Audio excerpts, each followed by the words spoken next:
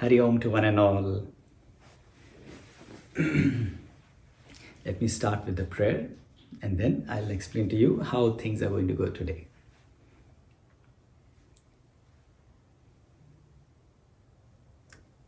Om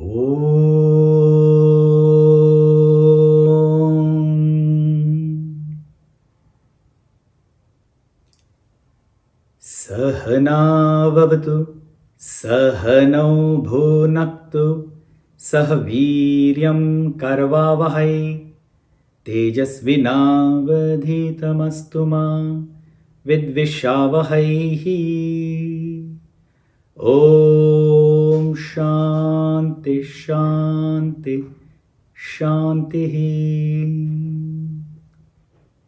Harihi Om Shri Gurubhyo Namaha. Harihi Om. Hari Om. As I had spoken to you all in last Saturday, that today we are going to celebrate the Independence Day of India, which is after 2 days actually. But it is a special Independence Day because it is the 75th year of the independence of India from the British Raj. For this reason, I had requested my wife, Rajshree, all of you all know her, to prepare a small write-up to give a slight background and an introduction to what India and the Bharat culture is. So I will request Rajshree to take my seat and speak for a few minutes. Please.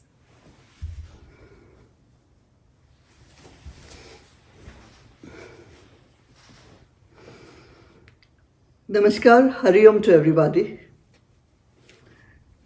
Kindly forgive me, I'm taking a little bit of your time today. As my husband Jagdish said, that it is a very special occasion. The celebration is not just about the 75 years of getting independence, but the sacrifices, the feeling of freedom to be out of bondage of slavery. That is what gives its maximum importance for this day. And although the British ruled only for a period of 200, 300 years, because I'm saying only, it is before that there was a history of hundreds of years of being enslaved by the Mughals and so on and so on. So we don't go into history over here. But essentially, the celebration is about freedom from bondage. And today I would like to share something beautiful about my country, about the knowledge of the country, which we call as Bharat.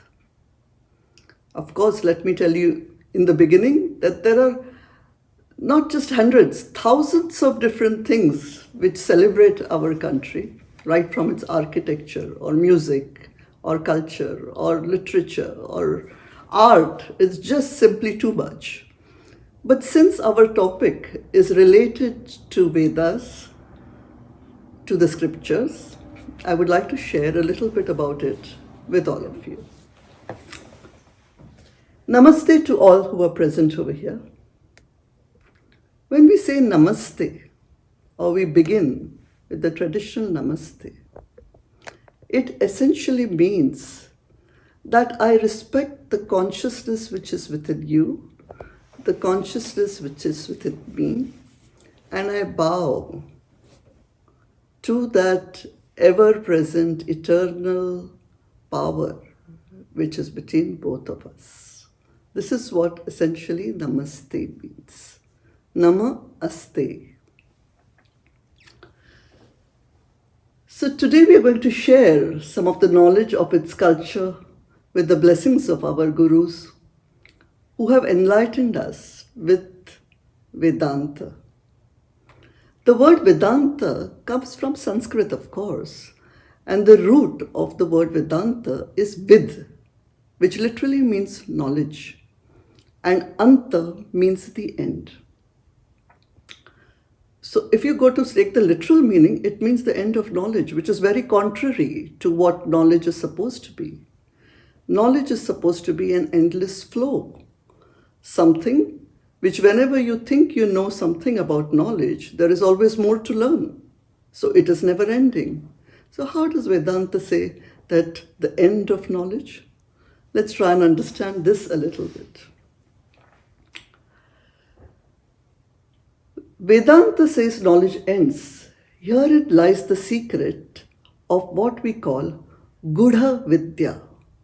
Gudha means secret knowledge, knowledge that unravels as you go deeper and deeper into it. So this Gudha Vidya takes you deeper into our scriptures, the knowledge after knowing which there will be nothing further to do in Vedanta.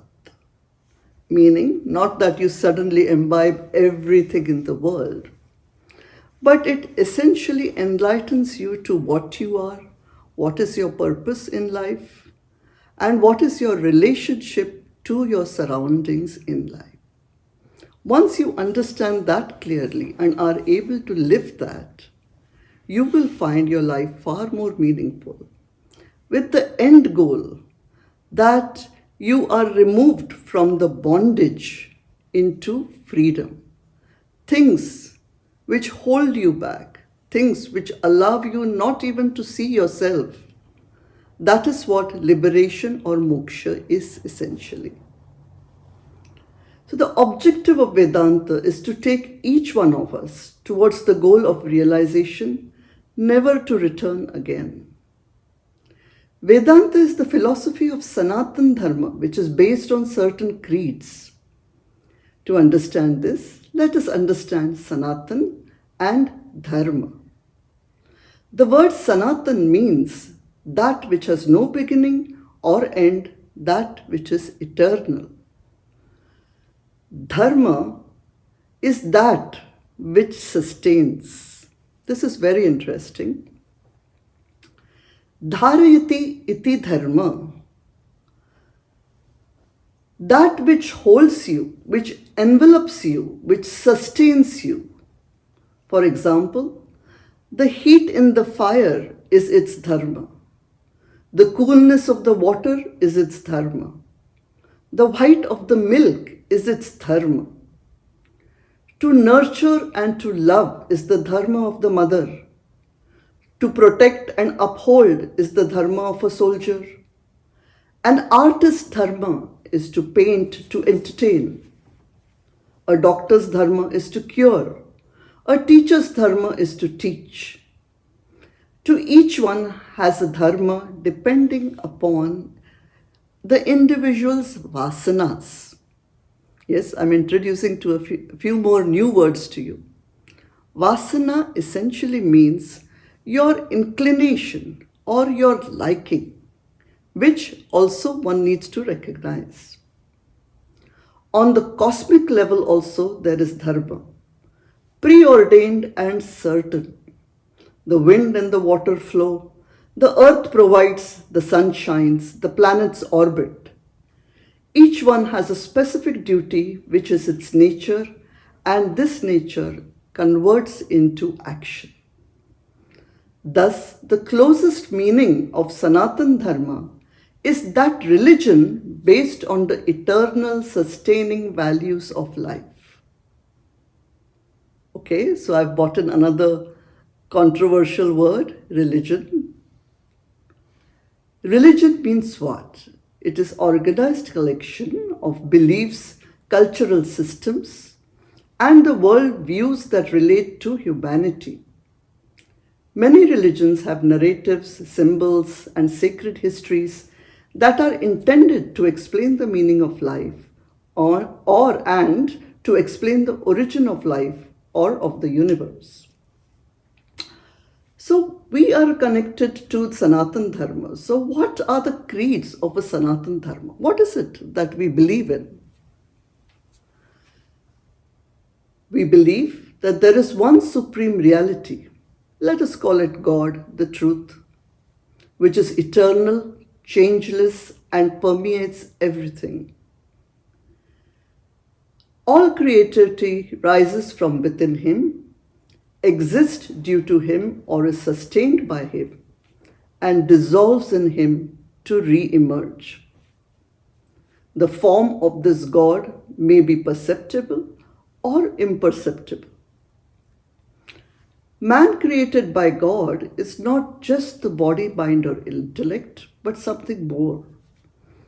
It exists because of the Atman or the soul which is pure, divine, and can never die.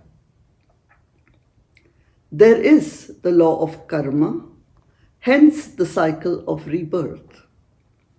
Till one reaches moksha or realization, or realizes how to get freedom from the bondage of rebirth again and again. Vedas are also known as Shrutis, which are considered the supreme texts that reveal the eternal truth, along with the Smritis. Shrutis and Smritis are part of Vedas. For always, this sacred land known as Bharat has believed in these eternal truths and have followed the path of this knowledge. Sanatana Dharma has always been associated with Hinduism. It is considered Hindu by nature or origin. As such, not even in a single scripture has the word Hindu been mentioned. So how does it come to be known as a Hindu religion? A small history, I'm sure many of you know about it, but to repeat, the civilization or the Sanatana culture we know came from the banks of the river Sindhu. So the people who lived geographically in that area, who had certain beliefs and followed certain traditions, were known as Sindhus. Over time, when trade was established and foreigners came in contact with these people who were highly evolved, they started by calling them Hindus instead of Sindhus. Much later, when there was contact with the Western world, the Britishers mainly, this Hindu also became changed to something like Indu, from where came the Indus civilization, or the current name India evolved from there. The traditional or the original name is known as Bharata. What is Bharata? Again, it evolves from the Sanskrit word or the Sanskrit root bha, which means knowledge, and ratha or rathi means the people who revel in knowledge. So right from the beginning, from its origin, this country had the belief that knowledge is the most important, and here are the people who believe or who revel, who follow the system where it teaches you or gives you knowledge. Knowledge, as my husband has mentioned in one of the lectures, is essentially of two types. One is the knowledge of the world, where you learn all the subjects, various, hundreds of subjects, and make yourself proficient and efficient in those subjects. The other type of the knowledge is the scriptural knowledge, whereby it only entertains or is related to the revelation about your own self. All knowledges, all other knowledges are external, while the knowledge of spirituality, to know yourself, is completely internal. This was the difference between all other geographical parts of the world and this part of the world, where this knowledge came to whom we call rishis or seer scientists exactly, who were able to receive this knowledge, which of course we understand, is not from human origin, we say it comes from that eternal truth or the God, which was given to only certain human beings. Why only certain human beings? Because they had far more clarity and far more purity, clarity of thoughts and purity of the mind, to be able to receive that knowledge. We glimpse that within us also. Whenever we are calm, our minds are pure, not having other thoughts, are focused, when we are clear about certain concepts, we are able to grasp much more and it remains with us for a longer period of time. So these were the highly evolved saints known as rishis who received this knowledge, later transmitted it in their minds and then passed it from generation to generation, literally for thousands of years, for the welfare of all of us, for life. Essentially, this knowledge was received by these highly evolved people we call as rishis. They were known as Sapta Rishis essentially, or the 7 main rishis who later spread this knowledge.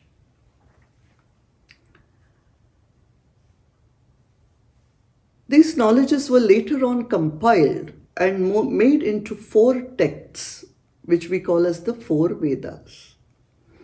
These Vedas are called as Rig Veda, Yajur Veda, Sama Veda, and Atharva Veda. And the compilation of all of these were done by the greatest of rishis, whom we call as Ved Vyas. Guru Purnima, or one of the important festivals or religious days celebrated in Bharata, is also based on this person's. He is the one who's worshipped or revered because, as we know, that knowledge is of the highest reverence. So that has been given to us essentially by Rishi Veda Vyasa. I will not go more and more deeper because there is so much more to know about this. But I think I've given you a slight idea or a perspective about what is Sanatana Dharma, how Hinduism is related to it, what is the essential core or belief system, and what it dwells into, the ultimate goal being, or to be celebrated, is the release from bondage, to be able to know your own freedoms, to understand that you are that limitless, eternal factor. And that is what we are all studying and all walking the path of this Vedanta or knowledge. I hope I was able to do a little bit of justice to what is essentially beautiful. So thank you for listening to me. Once again, we celebrate the 75th year of our independence, the freedom from bondage, from slavery. And I wish you all a very, very good weekend. Let us continue now with our study of Vedanta. Thank you, everybody. Jai Hind. As always, I'll just start with the name, with a chant of Om, and then we'll get into the study.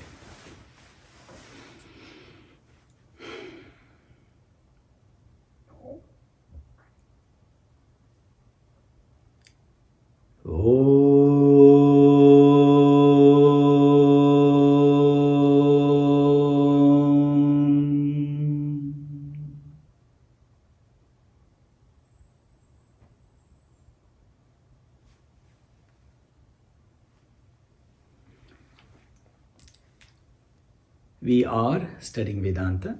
As explained last time, Vedanta is that knowledge by which we can transcend this limited feeling that we have, this limited life that we have. And to understand Vedanta, we need some qualification. They are in 4-fold. They are called Viveka, Vairagya, Shata, Sampatti, 6 inner wealth, and mumukshutvam. We have understood this by now, that to have viveka, we must have something called as chitta shuddhi, chitta ekagrata. Rajshree has just spoken about these two. We have spoken about it in the last sessions, but there is one session which is going to come which we only speak about these two in the future. Chitta shuddhi, chitta ekagrata. Purity of mind and the clarity of knowledge. When this is there, viveka happens. We have understood that only when viveka is at a full measure, something else emerges, that is vairagya. Yes, viveka is there, vairagya is there. Then we speak about shad sampatti, the 6 inner wealth. Firstly, we are speaking of spirituality, and then suddenly we talk about wealth. Why are we speaking about wealth? We will come to that point in one moment. But first, let's go through what are these 6 Shada Sampatti, the inner wealth. They are mind control, sense control, effortless state of a mind where the mind is in perfect quietude. Then forbearance, faith, and mental focus. To speak it in the Sanskrit words, Samadhanam Uparama, Titiksha, Shraddha, Samadhanam, Chaiti is the Shada Sampatti. Now we come to the point why it is wealth and why do we have to use the word wealth. The worldly wealth, what is the main job of the wealth? Wealth means purchasing power. When you have wealth, you can really purchase things. When you have a little bit of money, you can buy a pen, a regular pen. But when you are wealthy, what happens is, you buy a pen. But what kind of a pen? A little great, terrific kind of a pen. A Cross or Montego or some other names. Why? The work is the same, but you have something more to spend upon. That means you are adding some external things to your basic work. In the same way, we gain the knowledge of Brahman, Brahma Vidya, the knowledge of Brahman, with these inner wealth, as well as we protect that Brahman with this inner wealth. Just in the same way as we not only have wealth, but to protect that wealth, we spend a little wealth so that we have protection too. We first buy the house, beautiful house, then we spend a little more for the security of the camera and thumb opening entry and all those things, isn't it? Why? Because we need to protect also. So to protect what you have already have, you need a little more of wealth. Of course, viveka is required for vairagya. Vairagya only develops Shada Sampatti. But these 6 core are the inner wealth. They are the core inner wealth that makes you achieve Brahman or Brahma Vidya. How? How are these 6, the wealth, going to make us achieve? Let me just tell you one very quickly, very quickly. When we are in the world outside, we go to work or we go to study or anything, and our mind is disturbed. Wherever you go in with a disturbed mind, what happens to you? You cannot take the benefit of the place. When the mind is disturbed, what happens to your sense? But what happens to your senses? There are 2 kinds of senses we are talking about. One is the senses of perception, the organs of perception, and the other are the organs of action. These senses, these 10 together, are called Bahir Indriya, means those organs or equipments which interact with the world. But the mind is called Antar Indri, means that which is the seat of all this, which receives the information. When the mind is disturbed, the external organs get disturbed. You see now, Sama, Dama. Sama is mind control. Dama is sense control. When the mind and sense are coming together, what happens? You can move into the world, you can go into studies, you can go into work with a perfect controlled mind and action. In the same way, when you are following a path of Vedanta, these are the two main factors which you require to understand first and then to maintain that knowledge. So, Sama, Dama, Uparama. What is Uparama? Uparama is that faculty by which your mind remains effortlessly in this quietude. That is the withdrawal of all your attention. Your mind has a tendency to be fragmented. You will see, you must have seen this. So many times you try to focus and suddenly the mind is somewhere else. It is going in 10 different things. This is called fragmenting of the mind. Uparama or withdrawal helps you to focus once again on the work. How many times in our lives we feel so agitated, so frustrated.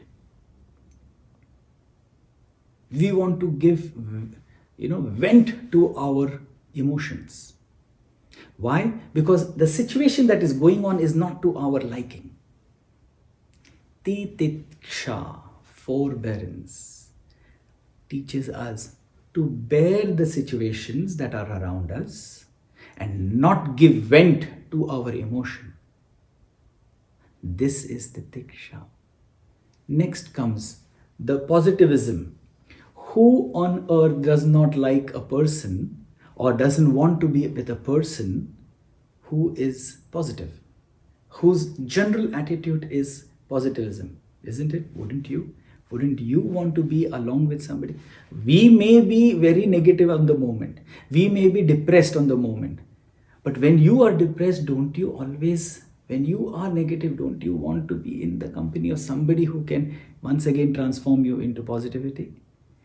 That positivity is Shraddha. So when we speak of Shraddha, it means faith. Faith does not mean blind faith. It means looking towards the future, looking towards outside in a positive manner. And of course, finally, Samadhanam, the mental focus, or you can say as concentration. Concentrated mind. So literally speaking, these are the inner adjustments. They make your life, not your life, your painful life, your life full of struggles, life filled with uncertainties, live better. At work, whenever you are at a workplace or you are in the business, you will be able to handle stress and dejection better and understand. What is this? Sama, control of mind. Even when you feel so upset, when you have total control over your emotions, then what happens is you don't translate those emotions. You're upset. You want to say something. You want to do something. But your mind does not translate those emotions into violent action. Is Dama, control of your senses. You will deal with success and failures with a sense of withdrawal, a withdrawal attitude. Titiksha, forbearance. Not only failures trouble you, but even success.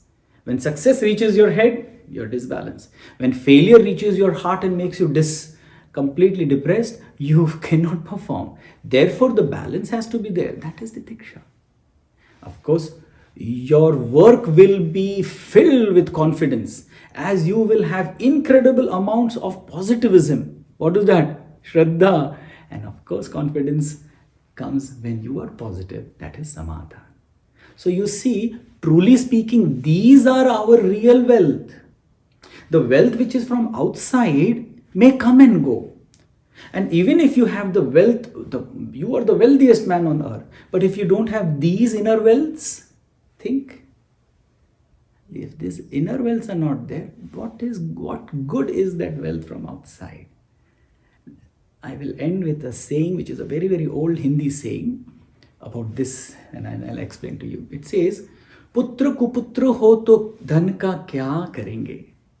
Putra kuputra ho to dhan ka kya karenge? Also, it says further, Putra suputra ho to dhan ka kya karenge? It translates to, what will you do of the wealth that you have earned if your child is absolutely brainless? And then second sentence it says, what will you do with that wealth that you have earned if your child is brilliant? If your child is brainless, useless, he is going to squander away the wealth. And if the child is brilliant, if you have given the right values, the inner wealth to your child, what good is your wealth to him or her? Why? Because they are going to make life brilliant of their own accord. But all this is only possible if we have these inner wealth. This is called the Shraddha Sampatti. But this was just a background information I gave you. From the next session, I'm going to take each of these and explain to us, and we will inquire deeply what all these individually mean. And I hope that you all are looking forward for understanding these inner wealth. With these few words, we would take a Madhya Viram today. But today you are seeing the Indian national flag being present here today. Initially we had thought that we will have the national anthem and other things. But then later on we thought about it, that it is nice to sing national anthem, but it is fantastic to feel that anthem in you. And I'm sure all of us feel that.